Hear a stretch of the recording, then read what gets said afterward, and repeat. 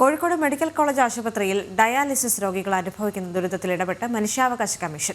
മരുന്നുകൾ കിട്ടാത്തതിനെ തുടർന്ന് രോഗികൾ പ്രതിഷേധവുമായി തെരുവിലിറങ്ങിയ സംഭവത്തിൽ അടിയന്തര റിപ്പോർട്ട് തേടി. ജനം ഇംപാക്ട് വിവരങ്ങളുമായി ദിസ്ന സുരേഷ് ചേരുന്നുണ്ട്. ദിസ്ന, നമ്മൾ ജനം TV തന്നെ കൊടുത്ത വാർത്തയാണ് കോഴിക്കോട് മെഡിക്കൽ കോളേജ് ആശുപത്രിയിലെ ഡയാലിസിസ് രോഗികൾ അനുഭവിക്കുന്ന ദുരിതവുമായി ബന്ധപ്പെട്ടുള്ള വാർത്തകൾ. ഇതിൽ മനുഷ്യാവകാശ കമ്മീഷൻ ഇടപെട്ടിരിക്കുകയാണ്. മറ്റ് എന്തൊക്കെ നടപടിക്രമങ്ങളാണ് ഇതിനോടകം ഉണ്ടായിട്ടുള്ളത്?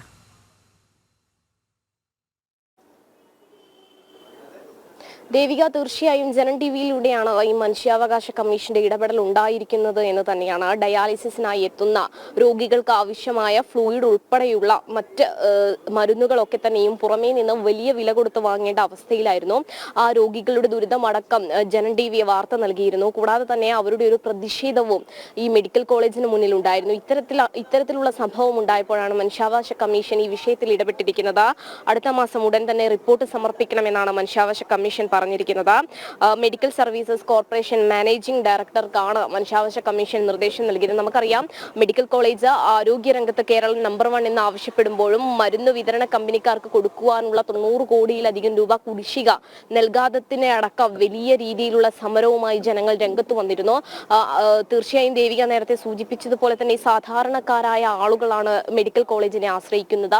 ആ മെഡിക്കൽ കോളേജിൽ എത്തുന്ന ആളുകൾക്ക് ന്യായമായ വിലയിൽ മരുന്നുകൾ ലഭ്യമാവുന്നില്ല എന്നതാണ്. ഈ ഫ്ലൂയിഡ് ഉൾപ്പെടെയുള്ള ശസ്ത്രക്രിയയ്ക്ക്, ഈ ഡയാലിസിസിന് ആവശ്യമായ മരുന്നുകൾ പുറമേ നിന്ന് വലിയ വില കൊടുത്ത് വാങ്ങേണ്ടി വരുന്ന ഒരു അവസ്ഥ. ഇതിനെതിരെയാണ് അവിടുത്തെ ആളുകൾ, അതായത് ഡയാലിസിസിന് എത്തുന്ന ആളുകളും കൂട്ടിരിപ്പുകാരും ചേർന്ന് ഇത്തരത്തിൽ പ്രതിഷേധവുമായി ഇറങ്ങേണ്ടി വന്ന ഒരു സാഹചര്യം ഉണ്ടായത്. ഈ സാഹചര്യത്തിന്റെ അടിസ്ഥാനം എന്താണ് എന്ന് പരിശോധിക്കണമെന്നാണ് മനുഷ്യാവകാശ കമ്മീഷൻ വ്യക്തമാക്കിയിരിക്കുന്നത്. ജനം TV നിരവധി തവണ ഈ വാർത്ത ജനങ്ങളുടെ മുന്നിൽ എത്തിച്ചിട്ടുണ്ട്. ആരോഗ്യമന്ത്രിയെ ഉൾപ്പെടെ നമ്മൾ ബന്ധപ്പെട്ടപ്പോൾ ഉടനടി ഈ പ്രശ്നത്തിന് ശാശ്വതമായ പരിഹാരം കാണുമെന്നൊരു വാക്കു മാത്രമാണ് ആരോഗ്യമന്ത്രി നൽകുന്നത്.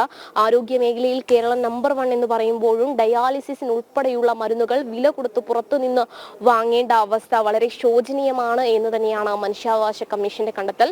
ഉടനടി ഈ സംഭവവുമായി ബന്ധപ്പെട്ട് റിപ്പോർട്ട് സമർപ്പിക്കണമെന്നും അടുത്ത മാസം കോഴിക്കോട് നടക്കുന്ന സിറ്റിംഗിൽ ഇത് പരിഗണിക്കുമെന്നാണ് മനുഷ്യാവകാശ കമ്മീഷൻ വ്യക്തമാക്കിയിട്ടുള്ളത്. ദേവിക. ശരി.